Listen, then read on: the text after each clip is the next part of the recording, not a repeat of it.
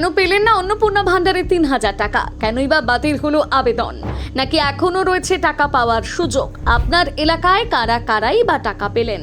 এবার এই সমস্ত প্রশ্নের উত্তর পাওয়ার জন্য রাজ্য সরকার চালু করেছে বিশেষ হেল্পলাইন নম্বর। পাশাপাশি আসছে নতুন অনলাইন পোর্টাল, যেখানে বাড়িতে বসেই জানা যাবে আপনার আবেদন ও টাকার সম্পূর্ণ স্ট্যাটাস।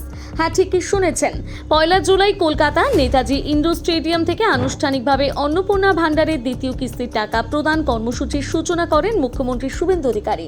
সরকারি তথ্য অনুযায়ী মোট 1,30,00,000 লাখেরও বেশি আবেদন অনলাইনে আপলোড করা হয়েছে। এর মধ্যে 1,92,92,378 জন মহিলার অ্যাকাউন্টে 3,000 টাকা পাঠানো হয়েছে। এই টাকা সরাসরি ডিবিটি বা ডাইরেক্ট বেনিফিট ট্রান্সফারের মাধ্যমে ব্যাংক অ্যাকাউন্টে জমা হয়েছে। এখন সবচেয়ে বড় প্রশ্ন, যাদের অ্যাকাউন্টে 1 জুলাই টাকা আসেনি, তারা কি আর এই প্রকল্পের সুবিধা পাবেন না? এই প্রশ্নের উত্তর নিজেই দিয়েছেন মুখ্যমন্ত্রী। তিনি স্পষ্ট জানিয়েছেন, যোগ্য কোনো উপভোক্তা অন্নপূর্ণা ভান্ডার প্রকল্প থেকে বাদ যাবেন না। অর্থাৎ যাদের তথ্য যাচাই বা অন্যান্য প্রশাসনিক প্রক্রিয়া এখনো সম্পূর্ণ হয়নি, তাদের ক্ষেত্রে ধাপে ধাপে টাকা পাঠানো হবে। তাই এখনই আতঙ্কিত হওয়ার কোনো কারণ নেই। তবে শুধুমাত্র আশ্বাস নয়, এবার সাধারণ মানুষের সুবিধার জন্য রাজ্য সরকার চালু করেছে একটা বিশেষ হেল্পলাইন নম্বর। অন্নপূর্ণা ভান্ডার নিয়ে যদি আপনার কোনো সমস্যা থাকে, টাকা না এসে থাকে, আবেদনের স্ট্যাটাস জানতে চান, নথি সংক্রান্ত সমস্যা থাকে অথবা অন্য কোনো প্রশ্ন থাকে, তাহলে সরাসরি ফোন করতে পারবেন এই নম্বরে। Helpline number 82808282। এই নম্বরে সোমবার থেকে শনিবার সকাল 9টা থেকে সন্ধে 6টা পর্যন্ত যোগাযোগ করা যাবে। সরকারি প্রকল্প সংক্রান্ত বিভিন্ন সমস্যার সমাধান এখান থেকে পাওয়া যাবে বলে জানানো হয়েছে। এখানেই শেষ নয়, নারী ও শিশু কল্যাণ দপ্তরের পক্ষ থেকে খুব শীঘ্রই চালু করা হবে একটি নতুন অনলাইন পোর্টাল।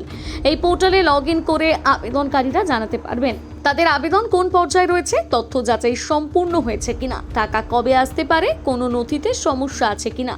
সবচেয়ে বড় বিষয়, যদি কোনো যোগ্য মহিলা মনে করেন তিনি অন্যায়ভাবে প্রকল্প থেকে বাদ পড়েছেন, তাহলেও এই পোর্টালের মাধ্যমে সরাসরি আপত্তি বা অভিযোগ জানাতে পারবেন।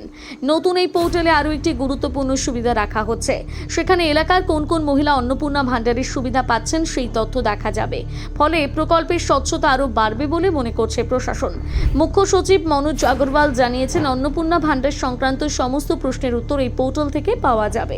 অর্থাৎ আপনি যদি অন্নপূর্ণা ভান্ডারের জন্য আবেদন করে থাকেন কিন্তু এখনো টাকা না পেয়ে থাকেন, তাহলে আতঙ্কিত হবেন না। প্রথমে নিজের আবেদন সংক্রান্ত তথ্য যাচাই করুন, প্রয়োজনে সরকারি হেল্পলাইন নম্বরে যোগাযোগ করুন।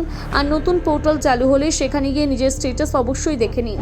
সরকারের দাবি, যোগ্য কোনো মহিলা এই প্রকল্পের সুবিধা থেকে বঞ্চিত হবেন না।